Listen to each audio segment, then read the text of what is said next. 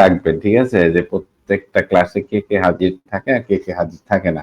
এটা ছোট্ট একটা ডাটাবেজ আপনি মানে রেগুলার একটা ডাটাবেজ তৈরি করে রাখবেন, ঠিক আছে?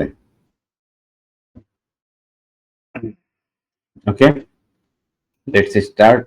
আজকে আমাদের সাবজেক্ট হচ্ছে হ্যামোরয়েড। আমাদের খুবই পরিচিত এবং বহুল মানে একটা মানে ব্যবহৃত একটা রোগ আর কি। মানে ব্যবহৃত বলতে আমাদের চেম্বারে সবচেয়ে বেশি এই রোগী সংখ্যা। উম কারণ বর্তমানে এই রোগটা প্রত্যেকের ঘরেই মানে কম বেশি আছে। হ্যাঁ? বাংলাদেশের আসলে যদিও কোনো পরিসংখ্যান নাই, কিন্তু বিশ্বজুড়ে দেখা গেছে ১০ জনের মধ্যে ৩ জন আপনার এই পাইলসের রোগে কিংবা হেমোরয়েডের রোগে কোনো না কোনো সময় তারা আক্রান্ত হয়। হ্যাঁ? ২০ থেকে ৩০ বছর বয়সের মধ্যে হুম, আচ্ছা স্ক্রিনশট দিয়ে দিছে ম্যাডামে। মানে প্রমাণ সহ স্ক্রিনশট। ধন্যবাদ। আচ্ছা ২০ থেকে ৩০ বছর বয়সের মধ্যে এই পাইলসটা শুরু হয়।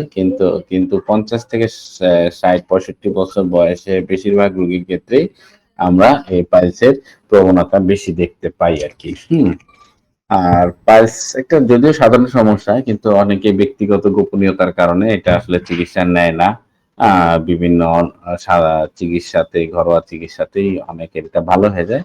কিন্তু এটা যখন ধীরে ধীরে জটিল পর্যায়ে চলে যায়, তখন এটা আসলে একটা মানে কি বলে এটাকে, একটা যন্ত্রণাদায়ক সমস্যায় পরিণত হয় এবং বিশেষ করে এটা পরবর্তীতে সার্জিক্যাল কেস হিসাবেও কিন্তু মানে বিকাশিত হয় আরকি। মানে সার্জারি করতেই হয় এমন একটা কন্ডিশনে চলে যায়। ঠিক আছে? তো আমরা যদি মানে এটার মানে আরো বিস্তারিত সম্পর্কে জানতে চাই, পাইলসটা আসলে এটা একটা মানে প্রাচীন রোগ। হ্যাঁ? প্রাচীন বলতে এটা একদম মানে বিংশ শতাব্দীর পূর্বেও এই রোগটা ছিল। আমাদের যে চিকিৎসা বিজ্ঞানীর জনক, যেটাকে আমরা ফাদার অফ মেডিসিন বলে থাকি, ডাক্তার হিপোক্রেটিস, উনার লেখা বই হ্যামোরয়েডের বিশদ বর্ণনা পাওয়া যায়। হ্যাঁ? এবং উনি এটাকে সুন্দরভাবে মানে এক্সপ্লেন করে যে মানে হ্যামোরয়েড হচ্ছে মানে রেকটাল যে ভেইন গুলো আছে, এই ভেইন গুলোর ইনফ্লামেশন, ফুলে যাওয়া, প্রদাহিত একজন মানে একটা অবস্থা। হুম এটা হচ্ছে আমাদের হ্যামোরয়েডের একটা মানে ব্যাখ্যা। তো আসলে হ্যামোরয়েডের যদি আমরা সংজ্ঞাটা নিয়ে একটু কথা বলি, এখানে আমি সংজ্ঞাটা আপনাদের সামনে তুলে দিয়েছি যে haemorrhoid are swell and inflamed vein in the lower rectum or around the anus. Similar to varicose vein. Varicose vein গুলো যেমন ফুলে গেলে যায় আমরা পায়ের উপরে, মানে আমরা যে ভেরিকোজ ভেইন গুলো কোথায় হয়, আমাদের পায়ে দেখবেন যে অনেক সময় ফুলে ফুলে আঁকা বাঁকা হয়ে যায়, এবড়ো থ্যাবড়ো হয়ে যায় স্কিনটা। যে আমাদের এখানে সবাই হয়তো বা মানে ভেরিকোজ ভেইনের রোগী না, সবাই সুস্থ। আপনার পায়ের উপরে যে স্কিনটা দেখবেন কত মসৃণ, একদম সমতল, ঠিক আছে, সুন্দর। কিন্তু যাদের ভেরিকোজ ভেইন হয় তাদের এই মাঝখান দিয়ে দেখবেন যে উঁচু উঁচু হয়ে যায় আর কি, মানে ভেইন গুলো ফুলে যায়। এটাকে বলা হয় ভেরিকোজ ভেইন। তো আমাদের এই উপরের যে ভেরিকোজ ভেইন গুলো যেভাবে ফুলে যায়, ঠিক মলদ্বারের ইনার যে লেয়ারটা আছে, ইনার লেয়ারটার মধ্যেও আপনার এভাবে ভেরিকোজ ভেইন গুলো ইনফ্লামেট হয়ে ফুলে যায় এবং পরবর্তীতে এটা আরো পেইনফুল হয়। তো আমরা যদি আরেকটু ডিটেলসে বলি যে পাইলসটা হচ্ছে পায়ুপথের ভিতরে থাকা রক্তনালীযুক্ত যে নরম সাবমিউকোসাল ব্লাড ভেসেল আছে, সাবমিউকোসাল ব্লাড ভেসেল, এই সংযোগকারী যে টিস্যু গুলো, স্মুথ মাসেলস গুলো নিয়ে গঠিত, এইগুলো আসলে ইনফ্লামেড হয়ে যায়। ঠিক আছে? বিভিন্ন প্যাথোলজিক্যাল কারণে তাদের ইনফ্লামেট হয়ে সেখানে পেইন তৈরি হয়, ব্লিডিং, এবং পরবর্তীতে দেখা যায় যে এটা প্রলাপসের দিকে চলে যায়। ঠিক আছে? তো হ্যামোরয়েডটা মূলত আমাদের মলদ্বারের একটা রোগ। এটা আসলে খুবই একটা কমন রোগ। কমন রোগ। এটার মানে ইটিওলজিটা নিয়ে একটু যদি কথা বলি যে এটা আসলে কারণটা কি?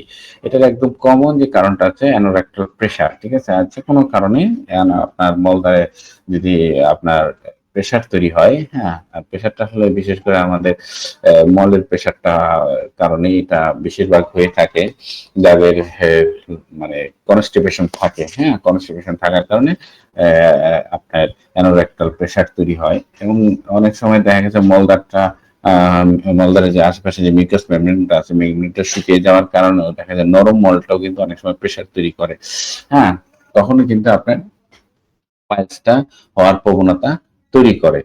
হ্যাঁ, আর যাদের ক্রনিক কনস্টিপেশন থাকে, মানে লং টার্ম যারা কনস্টিপেশনে ভোগে, এবং বিশেষ করে এই লং টার্ম কনস্টিপেশনের কারণেই কিন্তু বারবার অতিরিক্ত চাপ দেওয়ার ফলে হ্যামোরয়েডটা তৈরি হয়, হ্যাঁ, কারণ তখন এই লং টার্ম আপনার কনস্টিপেশন থাকার কারণে অ্যানোরেক্টাল যে প্রেশারটা, হ্যাঁ, এই শিরার উপর চাপ সৃষ্টি করে এবং রক্তনালীর যে প্রসারণ এবং তার যে সংযোগ টিস্যু দুর্বলতা সৃষ্টি হয়, এবং পরবর্তীতে এগুলোতে ইনফ্লামেশন হয়ে আপনার এই পাইলসের মানে সূচনা তৈরি হয় কিংবা পাইলসটা এস্টাবলিশমেন্ট হয়, ঠিক আছে। তো এর জন্য আমাদের লাইফ স্টাইলটা সবচেয়ে দায়ী, কারণ আমরা যদি লাইফ স্টাইল দিকে চিন্তা করি, আমরা যদি অতিরিক্ত মাত্রায় ফাস্ট ফুড, নন ভেজিটেরিয়ান ফুড, মাংস আর কি, মাংস জাতীয় খাবারগুলো যদি অতিরিক্ত খাই, যেখানে পরবর্তীতে সেটা আমাদের শরীরে মানে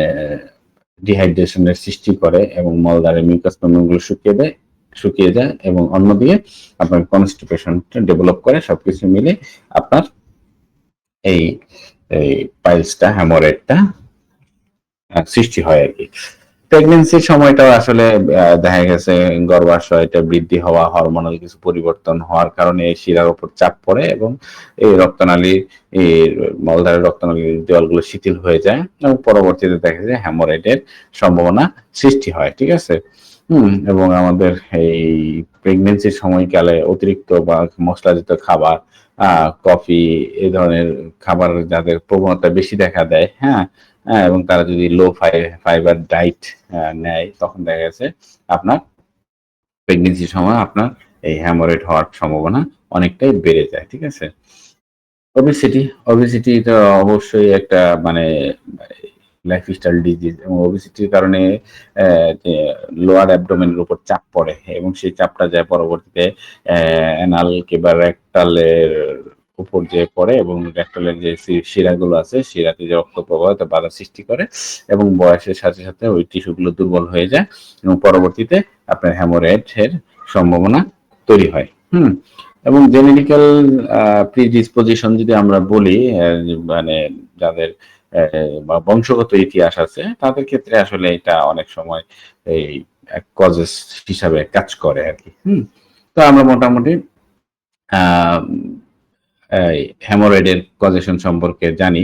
হ্যাঁ, হ্যামোরয়েড একটা খুবই কমন রোগ এবং খুব অল্প যদি আমরা অসচেতন হই নিজের স্বাস্থ্যের উপর, নিজের খাবার দাবারের উপর, তাহলে এই সমস্যাটা তীব্র থেকে তীব্রতর হিসাবে দেখা দেয়, ঠিক আছে। আমরা যদি এটা টাইপ হিসাবটা করি, আমাদের হ্যামোরয়েডের টাইপ, হ্যামোরয়েড আমরা মূলত সাধারণত দুইটা টাইপ পাই, একটা হচ্ছে ইন্টারনাল হ্যামোরয়েড, একটা হচ্ছে এক্সটার্নাল হ্যামোরয়েড।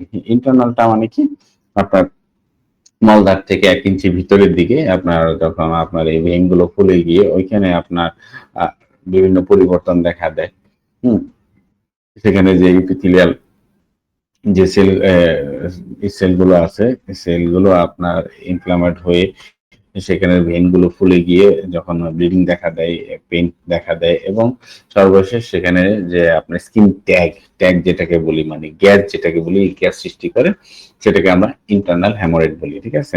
কিন্তু এটা যদি মলদ্বারের বাহির পর্যন্ত চলে আসে, হ্যাঁ, তখন আমরা এটাকে এক্সটার্নাল বলে থাকি, ঠিক আছে। ইন্টারনাল হচ্ছে ভিতরের দিকে, এক্সটার্নাল হচ্ছে বাহিরের দিকে, খুব বেশি পার্থক্য নেই। অনেক ক্ষেত্রে এটা মিক্সড পাওয়া যায়। মিক্সড বলতে আপনি ইন্টারনাল এবং এক্সটার্নাল দুইটাই আপনার হ্যামোরয়েড মানে সৃষ্টি হতে দেখা যায়, তখন এটাকে আমরা মিক্সড বলে থাকি, ঠিক আছে। তো টাইপের দিকে আমাদের মানে পালস দুই প্রকার, ইন্টারনাল এবং এক্সটার্নাল, ওকে।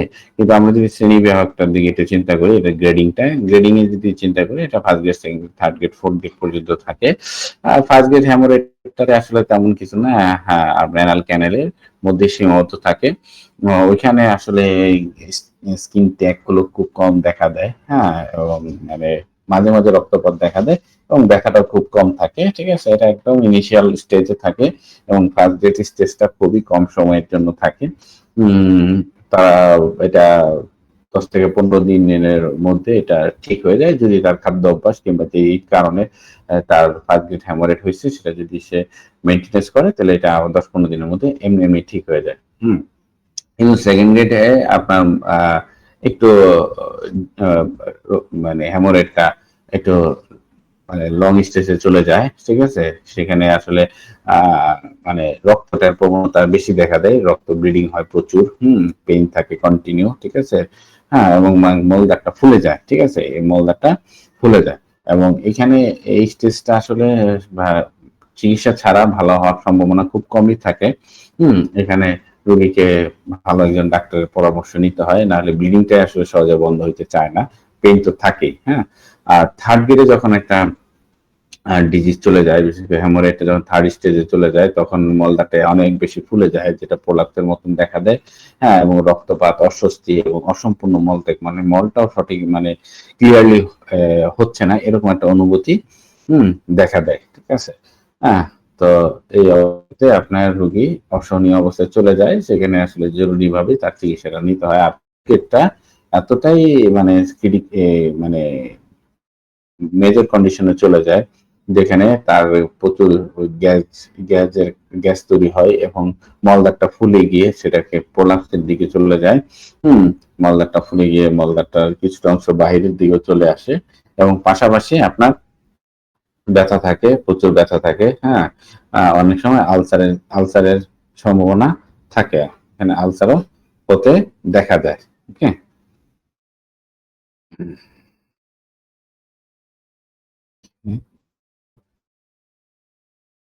আচ্ছা, তাহলে আমরা ক্লিয়ার হয়ে গেলাম। হ্যাঁ। আহ, আচ্ছা, তারপর আমরা একটু সিমটমের দিকে তাকাই। সিমটম এখানে খুব কমনলি সিমটম থাকে, সেটা হচ্ছে রেকটাল ব্লিডিং। হ্যাঁ, যেগুলো আমরা টাইপ পাইলস নিয়ে আলোচনা করার সময় অলরেডি বলে ফেলছি এবং বিশেষ করে এটা যখন ব্লিডিং নিয়ে আলোচনা করছি তখন এটা লক্ষণগুলো আমি অলরেডি বলে ফেলছি। সেটা হচ্ছে রেকটাল ব্লিডিং, মানে মলদার থেকে অনেক রক্তপাত হয় এবং তাজা রক্ত বের হয়। অনেক সময় দেখা গেছে মল ত্যাগ করার সাথে সাথে ব্লিডিংটা শুরু হয় এবং মল ত্যাগ করার পরে প্রচুর পেইন থাকে, জ্বালা, বার্নিং সেন্সেশন থাকে, স্কিন ট্যাগ মানে গ্যাস থাকে, ছোট ছোট মানে আঙ্গুরের মতন ছোট ছোট ট্যাগ গুলো থাকে। এবং চুলকানি থাকে। হ্যাঁ, পোরাইটিস অফ অ্যানাস থাকে। হ্যাঁ, প্রচুর চুলকায়, হ্যাঁ, জায়গাগুলো, এবং খুবই যন্ত্রণা থাকে। হুম ব্যথা কখনো কখনো মৃদু থাকে, অস্পষ্ট অস্বস্তি থেকে শুরু হয় এবং তীব্র ধারালো যন্ত্রণায় পরিণত হইতে পারে। এটা অনেক সময় বসা বা বসে থাকা, দীর্ঘ সময় দাঁড়িয়ে থাকা সময় অনেকটা বেড়ে যায়। এবং ব্লিডিংটার কারণে দেখা গেছে রুগী রক্ত শূন্যতার দিকেও চলে যেতে পারে। হ্যাঁ, এবং এটার স্কিন ট্যাগ গুলোর কারণে তার মলটা পরিষ্কার হতে চায় না। হ্যাঁ, মলদারটা ফুলে গিয়ে প্রলাপসের মতন হয়ে যায়। হ্যাঁ, এবং দেখা গেছে রুগী তার মানে ক্লিয়ারলি তার মলটা ক্লিয়ার করতে পারে না এবং চুলকানি এবং জ্বালা পোড়ার অনুভূতিটা অনেক বেশি থাকে। এবং মলত্যাগ করার পরে তার চুলকানির অনুভূতিটা বেড়ে যায় এবং জ্বালা পোড়ার অনুভূতিগুলা বেড়ে যায়, ঠিক আছে? এই ছিল মানে হেমোরয়েডের সাইন এন্ড সিমটম। এখানে আপনার কমপ্লিকেশন গুলো কি, এটা মানে ক্রনিক ব্লিডিং, তার মানে প্রতিনিয়ত দেখা গেছে তার তার হেমোরয়েডটা মোটামুটি ভালো হয়ে গেছে, কিন্তু কিছুদিন পর পর ব্লিডিং হচ্ছে, কিছুদিন পর পর ব্লিডিং হচ্ছে, মলদারটা ফুলে গিয়ে পার্মানেন্টলি প্রলাপসের মতন হয়ে গেছে। এবং ইনফেকশন, অনেক সময় ইনফেকশন হয়ে যেতে পারে এবং ইনফেকশন দীর্ঘমেয়াদী হয়ে গেলে এটা পরবর্তীতে কিন্তু ক্যান্সারের দিকেও চলে যেতে পারে এবং মিউকোসাল ইরিটেশন দেখা দেয়। হ্যাঁ, মলদ্বারে অস্বস্তি এবং বিরক্তিকর একটা অনুভূতি সবসময় থাকে। হুম এগুলো ডায়াগনোসিস করার জন্য আমাদের ডিজিটাল রেকটাল এক্সামিনেশন আছে। হ্যাঁ, মলদ্বার এক্সামিনেশন করার জন্য ডিজিটাল এক্সামিনেশন করতে হয়। হ্যাঁ, প্রোক্টোস্কোপি এবং সিগমোস্কোপি করে আপনার মলদ্বারের মানে এই প্রলাপসটা পাইলস পাইলসটা কোন স্টেজে আছে, কোন অবস্থায় আছে, হ্যাঁ, এটা মানে জানা যায়। হ্যাঁ, আর ফিজিক্যাল এক্সামিনেশন করতে পারলে তো অনেক বেটার, কিন্তু এটা আসলে অনেক ডাক্তার করতে চায় না। এটা যারা মানে অ্যানোরেক্টাল ডক্টর যারা পাইলস বিশারদ, তাদের কাছে এটা ইজি। হ্যাঁ, বাট নর্মাল ডাক্তারদের কাছে এটা আসলে একটু ঝামেলা। যাই হোক, ফিজিক্যাল এক্সামিনেশনটা আর কমপ্লিট ব্লাড কাউন্ট সিবিসিটা করে রোগীর ইনফেকশন কিংবা রোগীর হিমোগ্লোবিনটা কোন পর্যায়ে আছে এটা জানা যায়। ওকে, তো এবার আসেন আমরা একটু চিকিৎসা নিয়ে আলোচনা করি। হ্যাঁ, একদম সিম্পল চিকিৎসা। আমরা যদি সাধারণ চিকিৎসা দিতে পারি ইনশাল্লাহ খুব সহজে আপনার পাইলস আরোগ্য করা সম্ভব। আমাদের ডাক্তাররা এই আমাদের ইলেকট্রোন্যাচুরোপ্যাথি ওষুধ দ্বারা প্রতিনিয়ত পাইলসের রোগী ভালো করতেছে। পাইলসটা এখন জটিল কিছু না। হ্যাঁ, ইনশাল্লাহ আমাদের এই ইলেকট্রোন্যাচুরোপ্যাথি চিকিৎসাতে আমরা পাইলসটাকে কিউর করতে পারবো খুব সহজেই। তো আমাদের যে মেডিসিনটা আছে, প্রথম মেডিসিন সেটা পাইলস কেয়ার ড্রপ, যেটা আমরা স্পেশাল মেডিসিন হিসাবে আমরা ব্যবহার করে থাকি নিয়মিত। সেখানে আমরা পাইলস কেয়ার ড্রপটা যদি D7 কিংবা আরো মোর নেগেটিভ করে D8, D9, D10 পর্যন্ত ব্যবহার করতে পারেন। আপনার পাইলসের ফার্স্ট গ্রেডের পাইলসের জন্য এটাই যথেষ্ট, কোনো মেডিসিন লাগবে না। সেকেন্ড গ্রেড থার্ড গ্রেড যদি থাকে, হ্যাঁ, আপনাকে সাপোর্টিং কিংবা অন্যান্য সিমটম বেস মেডিসিন প্রয়োগ করতে পারেন।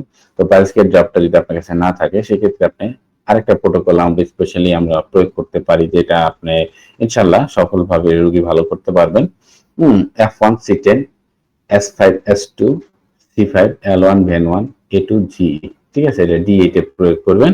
তাতে ইনশাল্লাহ আপনার পাইলসের রোগী রিকভারি হওয়া শুরু করবে। ঠিক আছে, হ্যাঁ, প্রোটোকলটা আপনারা লিখে নেন, দেখে নেন, কিংবা আমি আপনাদেরকে স্ক্রিনশট দিয়ে ইনশাল্লাহ দিয়ে দিব। ওকে, এবার আসেন আপনার সাপোর্টিং। যদি একটু ক্রনিক হয়, যদি এটা দেখা গেছে সেকেন্ড স্টেজ পার হয়ে থার্ড স্টেজ চলে গেছে, হ্যাঁ, সেক্ষেত্রে অবশ্যই আপনি সাপোর্টিং হিসাবে S2 A2 C4 L1 VN1 G 200 পাওয়ারের অবশ্যই দিয়ে দিবেন। এটা পিলে দিয়ে দেন, হ্যাঁ, পিলে দিয়ে দিলে যথেষ্ট।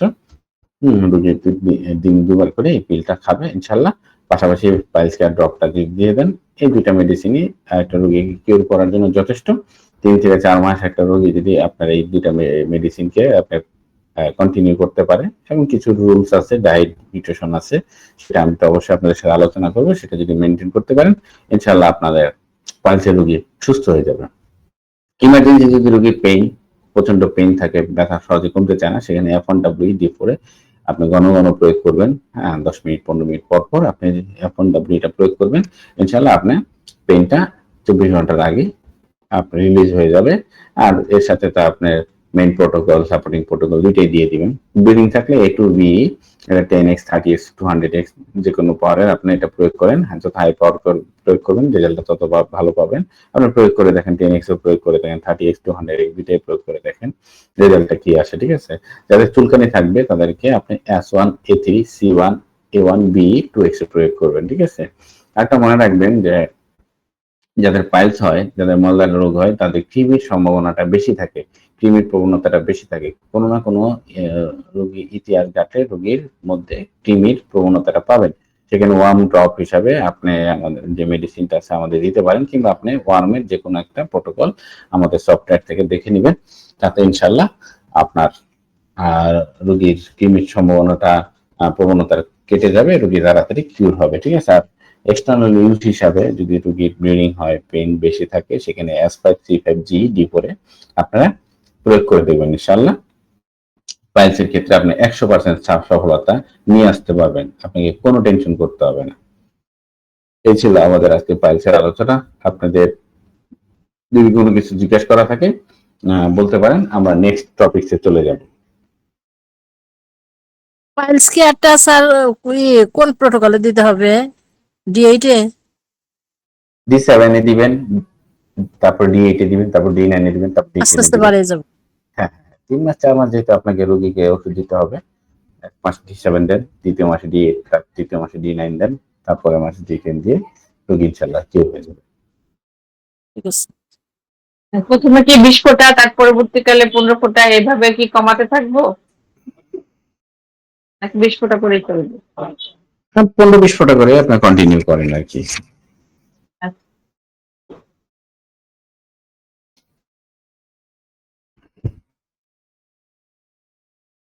20 ফোঁটা মানে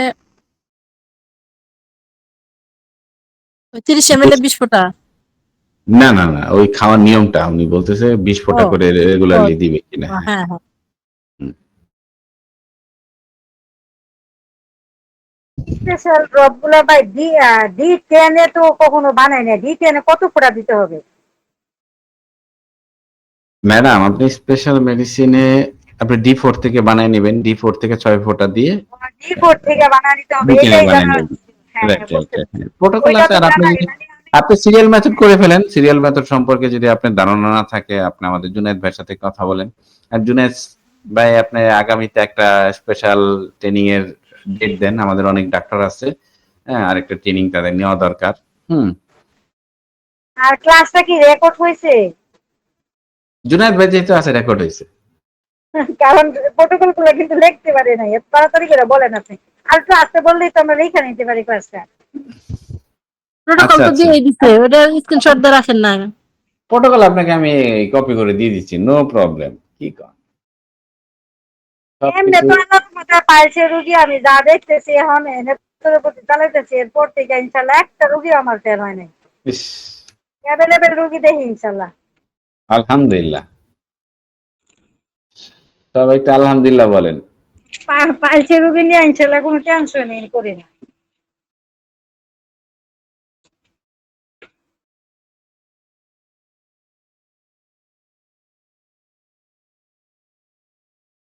আলহামদুলিল্লাহ, আলহামদুলিল্লাহ বলবেন সবাই মিলা। এটা কি আর জুনায়েদ জুনায়েদ ভাই? ভাই জানে, কারণ জুনায়েদ জুনায়েদ ভাইয়ের ভাই সাথে পরামর্শ না স্ক্রিনশট করে আমি মেরে কোনো দিছে। চিকিৎসা করি না। জুনায়েদ ভাই স্ক্রিনশট মেরেই দিছে, আমি আবার দিলাম। ঠিক আছে। হুম, ঠিক আছে। পাইলস নিয়ে আমরা আলোচনা করলাম। আমরা আরেকটা রোগ নিয়ে আলোচনা করি আজকে, কো রিলেটেড। সময় আছে সবাইকে তো, মানে এখন ক্লাসে ডাবল ডাবল রেসিপি দিচ্ছি। যত তাড়াতাড়ি আপনারা প্রোটোকল গুলো আয়ত্ত করতে পারবেন তত তাড়াতাড়ি আপনাদের প্র্যাকটিস গ্রো হবে। হুম। সামনে আপনাদেরকে যেন আমরা আমাদের হিমসের বিভিন্ন কার্যকলাপে অংশগ্রহণ করাইতে পারি। আমি কি নেক্সট টপিক আলোচনা শুরু করব? জুনায়েদ ভাই এন্ড আদার্স প্লিজ। হ্যাঁ, শুরু করেন। শুরু করেন। শুরু করে আমাদের পাইলস নিয়ে আর কারো কোনো জিজ্ঞাসা নাই। পাইলসের আমাদের সফলতা প্রচুর। আমাদের যারা রেগুলার ডাক্তার আছে, ডাক্তার নূরজাহান, আমাদের ডাক্তার রেখা ম্যাডাম, তারপরে আদার্স আরো অনেক ডাক্তার আছে যারা কন্টিনিউয়াসলি আমাদের মেডিসিন ইউজ করে হ্যাঁ পাইলসের সফলতা পাচ্ছে, এবং আমাদের প্রোটোকল গুলো ইনশাল্লাহ কার্যকরী। ওকে। অ্যানাল ফিশার আমাদের মলদারের একটি রোগ। হ্যাঁ, এবং এটা বলবো যে শুধু মলদারের রোগ না, এটা পাইলসের ঠিক প্রথম অবস্থাটা তৈরি হয় অ্যানাল ফিশার দিয়ে। ঠিক আছে। যদি অ্যানাল ফিশার পাইলস দুইটা আলাদা রোগ, কিন্তু অ্যানাল ফিশারটার নেক্সট লেভেলটাই কিন্তু আমরা হ্যামোরয়েড হিসাবে চিনে থাকি। মলদারের যে ইপিথিলিয়াম যে লেয়ারটা আছে, স্কোয়ামাস ইপিথিলিয়াম লেয়ারটা, এই লেয়ারটা যখন যে কোনো কারণে ফাটল ধরে, হ্যাঁ, ওখানে আলসারের তৈরি হয়। এর যে মিউকোসা থেকে নিচের সাব মিউকোসা পর্যন্ত এই আলসারটা যখন বিস্তৃত হয়ে যায়, ঠিক আছে, মানে মলদারের এই ইপিথিলিয়াম সেলটা যখন ফেটে গিয়ে ওখানে ব্লিডিং শুরু হয়, এখানে ফাটলটা দেখা যায়। এই ফাটলটার নামই হচ্ছে ফিশার, অ্যানাল ফিশার। ঠিক আছে। এটার কারণ আমরা যদি একটু দেখি অ্যানাল ফিশারটা। আচ্ছা, অ্যানাল ফিশারের ডেফিনেশনটা কি? Anal fissure is a medical condition where the skin split or tear apart. হ্যাঁ, মানে অ্যানাল মানে মলদ্বারের চারপাশের যে এপিথেলিয়াম সেলটা আছে এটা যখন ছিঁড়ে যায়, হ্যাঁ, ফেটে যায়, এই অবস্থাটাকে আমাদের মেডিকেল কন্ডিশন হিসাবে অ্যানাল ফিশার বলা হয়। একদম খুবই কমন রোগী মানুষের। বাংলাদেশ না, ভারত বাংলাদেশের প্রত্যেকটা মানুষের কোনো না কোনো সময় অ্যানাল ফিশার হয়েছে। হয়তো সে জানে কিংবা কেউ জানে না। তো আমরা ধরে নিতে পারি যে 100% মানুষ অ্যানাল ফিশার দ্বারা বর্তমানে আক্রান্ত। আগের খবর জানি না, 20 বছর আগে 30 বছর আগের খবর জানি না, কিন্তু বর্তমানে যে আমরা যদি একটু পরিস্থিতি বিবেচনা করি, আমাদের যে খাদ্য অভ্যাস, হ্যাঁ, বেশি করে শহরের যারা মানে যারা লোক, তাদের ক্ষেত্রে এই অ্যানাল ফিশারটা খুবই কমন। এটা খুব অল্প সময়ের জন্য হইলেও প্রত্যেকের হয়েছে, হয়তোবা সে এটাকে নোটিশ করতে পারছে, কিংবা কখনো কখনো সে নোটিশ করতে পারে নাই। হ্যাঁ, এটা এতটাই কমন একটা রোগ, ঠিক আছে। তো ফিশারের যে আক্রান্ত রোগী, এটা মলত্যাগের সময় এটা খুবই তীক্ষ্ণ, ছিঁড়ে যাওয়ার মতন একটা ব্যথা অনুভব হয়, এবং যে একটা কয়েকটা মিনিট থেকে কয়েক ঘন্টা পর্যন্ত থাকতে পারে। হ্যাঁ, এবং অনেক সময় টয়লেট পেপার বা পায়খানার মধ্যে তার উজ্জ্বল লাল রঙের রক্তপাত দেখা দেয়। এটা খুবই কমন একটা সমস্যা। এবং বিশেষ করে একুইড যে ফিশারটা আছে, হ্যাঁ, তার ক্ষেত্রে এটা খুব উপরের যে স্তরটা, একদম ইনার লেয়ারের উপরের যে স্তর পর্যন্ত সীমাবদ্ধ থাকে, এবং এটা নর্মাল চিকিৎসার মাধ্যমে ভালো হয়ে যায়। কিন্তু এটা যদি ক্রনিক স্টেজে চলে যায়, হ্যাঁ, এবং এটা ক্রনিক স্টেজে চলে গেলে দেখা গেছে এটা যদি 1.5 থেকে 2 মাসের উপরে যদি এটা স্টে করে, এটা ক্রনিক স্টেজে চলে যায়, তখন যায় কিন্তু এটা রোগীকে আপনার সার্জারির স্টেজেও কিন্তু নিয়ে যেতে পারে।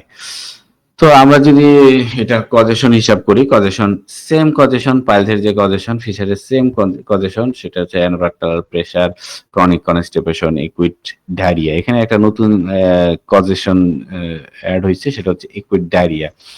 যাদের মানে তীব্র ডায়রিয়া হয়, ঘন ঘন পাতলা পায়খানা হয়, এই সকল ক্ষেত্রেও কিন্তু অ্যানাল ফিশার হওয়ার প্রবণতা দেখা দেয়, ঠিক আছে। আর কোষ্ঠকাঠিন্য হচ্ছে সবচেয়ে কমন একটা কারণ, সবচেয়ে সাধারণ একটা কমন কারণ।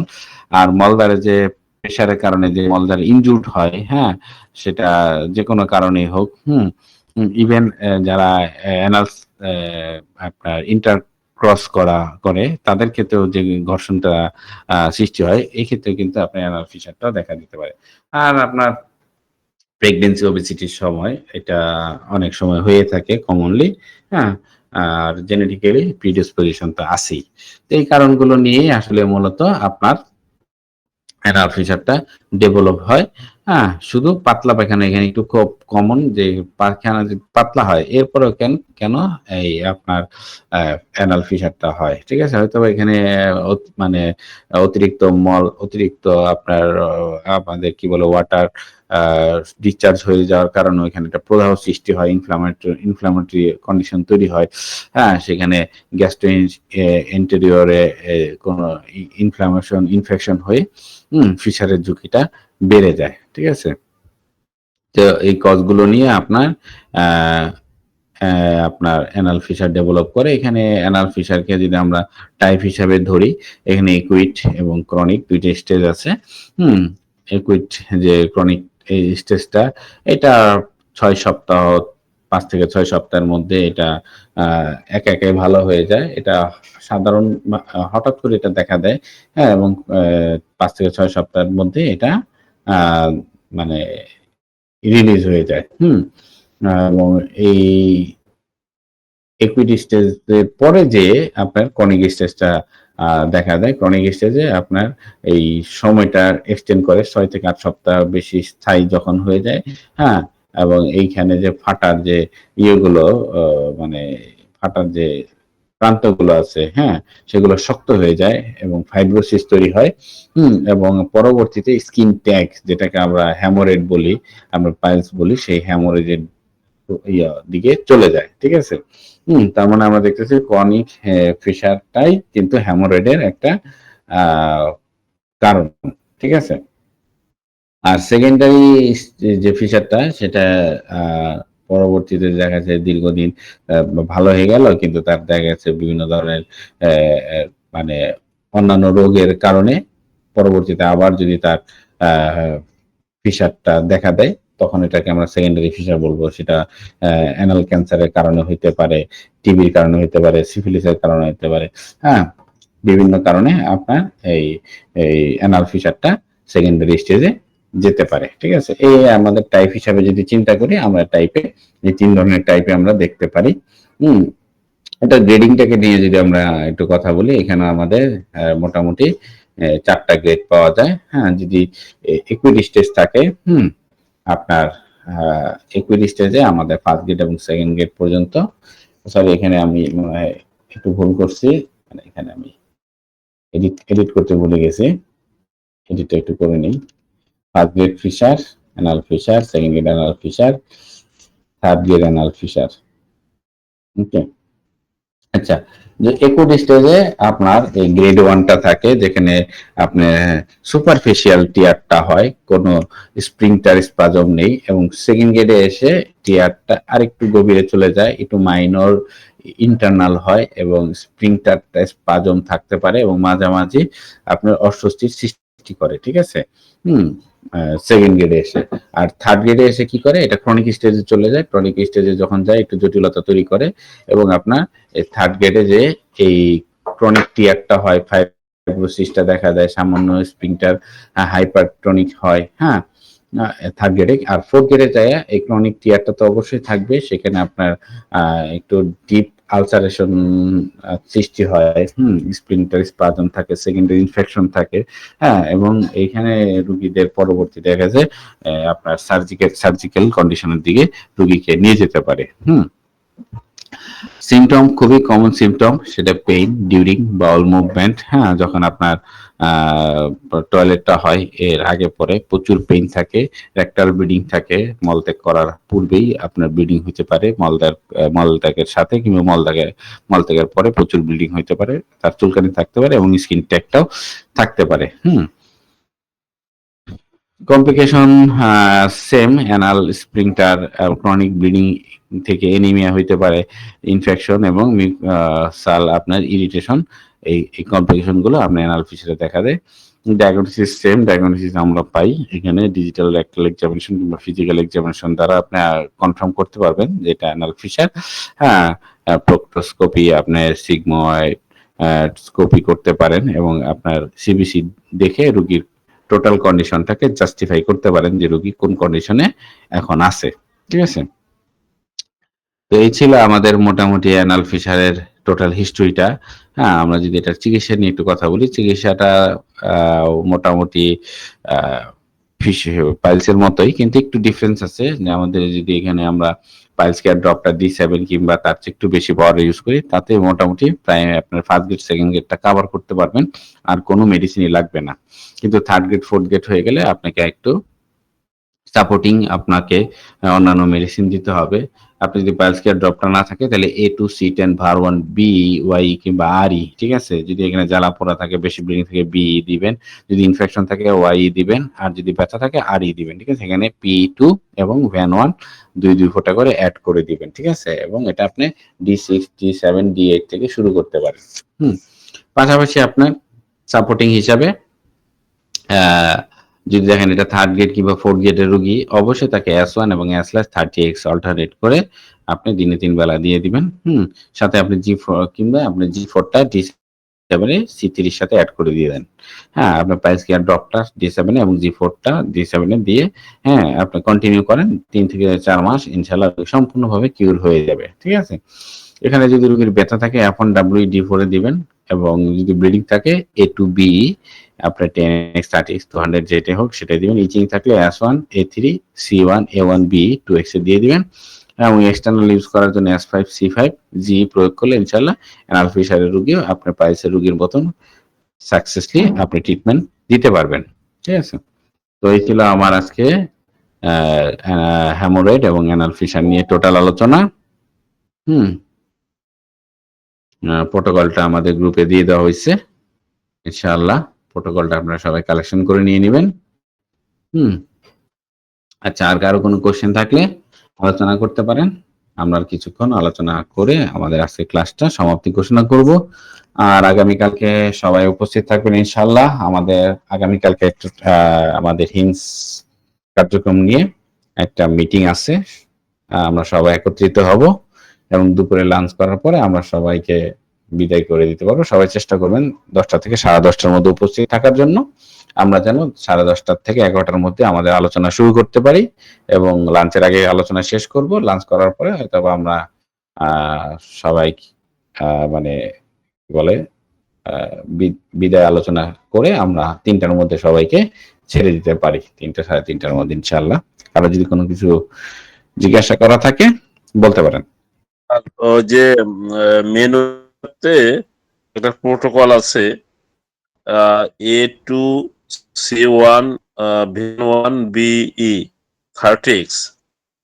স্যার এই যে প্রোটোকল 30X টা কিভাবে স্যার তৈরি করতে হবে, কয় ফুটা করে দিয়ে তৈরি করতে হবে? 30x কি আপনার কাছে মেডিসিন আছে? জি স্যার, আপনার কাছ থেকে আচ্ছা। নিলাম তো স্যার। হ্যাঁ। এখন আপনি যদি এটা লিকুইডে দেন, আপনি প্রত্যেকটা থেকে 5 ফোঁটা করে নেবেন, ঠিক আছে? আর যদি পিলে দেন, এখন পিল কি পরিমাণ পিল দিবেন, যদি আপনি 30x পিল দেন সেখানে আপনি 5 ফোঁটা করে দিবেন। আর যদি আপনি 15 ml 30 ml না দিয়ে 15 ml দেন, তাহলে 2-3 ফোঁটা করে দিলে হবে, ঠিক আছে? হুম। ওই স্যার পিলেও প্রত্যেকটাই 5 ফুটা করে দিতে হবে? হ্যাঁ, যদি 30 ml পরিমাণ দেন তাহলে 5 ফোঁটা করে দিবেন, কারণ এখানে 4টা তো মেডিসিন, আপনি 5 ফোঁটা করে দিলে মোটামুটি পুরো পিলটা ভিজবে আর কি, ঠিক আছে? স্যার এই ডিস্টিলেটে দিলে স্যার তাহলে প্রত্যেকটাই 5 ফুটা 5 করে দিতে ফোঁটা হবে? করে দিবেন, হ্যাঁ। হায়ার ডাইলুশনে আমাদের ওষুধের ফোঁটাটা 5 থেকে 7 ফোঁটার মধ্যে সীমাবদ্ধ রাখবেন। D3 থেকে যেমন D4 বানানোর জন্য আমরা টোটাল 60 ফোঁটা দেই। হ্যাঁ, এই হায়ার ডাইলুশনে আমাদের এরকম কোনো নির্দিষ্ট নেই। আপনি অন এভারেজে প্রত্যেকটা মেডিসিন থেকে 5 ফোঁটা থেকে 7 ফোঁটা করে দিবেন, ঠিক আছে? তাইলেই হবে। স্যার বুক মতো একটা প্রশ্ন করি স্যার। না, বলেন, প্রশ্ন তো করতেই পারেন। এই ধরনের প্রোটোকল 3X আছে, সেগুলো আমি তো যে আপনি যে প্রথম যে জাম্পিং মেথডে শিখাই দিয়েছিলেন, আমি ওইভাবে 3 বেজের ওষুধগুলো দিয়ে ওইভাবে ওষুধ তৈরি করে রুগীকে দেই। তো ওইটা কি প্রত্যেকটা মেডিসিন 3X করে দিলেও হবে স্যার? হ্যাঁ, হবে। সেক্ষেত্রে কয় ফুটা করে দিতে হবে স্যার? 3x জি 3x আসলে 3x করতে গেলে আপনাকে 1x 2x 3x এটা আলাদা তৈরি করতে হবে, ঠিক আছে? এটা 1:47 রেশিওতে ভাঙতে হবে তো। যেগুলো যেমন করছি 3X যেগুলো তৈরি করছি, হুম ওই হুম, হুম। 3X ওই ডাইরেক্ট ওইভাবে দিয়ে হবে স্যার? হ্যাঁ, 3x যদি আপনি তৈরি করে থাকেন আর কি 1:47 হ্যাঁ, 3x আপনি সরাসরি রোগীকে দিতে পারবেন, সমস্যা নেই। ওই প্রোটোকলে সবগুলো 3X করে দিলেই হয়ে যাবে? হ্যাঁ, হয়ে যাবে, রাইট। কয় ফুটা করে দিতে হবে স্যার? এটা আপনি টোটাল 30 ml 30 ফোঁটা দিবেন। ধন্যবাদ স্যার, বুঝতে পারছি স্যার। হুম। এটা নিয়ে এতদিন অন্ধকারে ছিলাম, আজকে ক্লিয়ার হলাম। পরে সেবার মধ্যে তো এই সবগুলা নিয়ম লেখাই আছে, কত ফোটাতে কত ml কত ফোটা, দেখলেই তো বইয়ে দেখলেই তো হয়।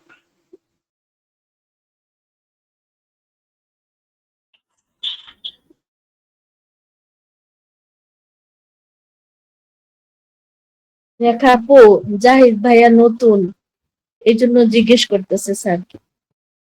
না, জিজ্ঞাসা শেষ হয়ে গেছে, আর সময় নষ্ট করবেন না।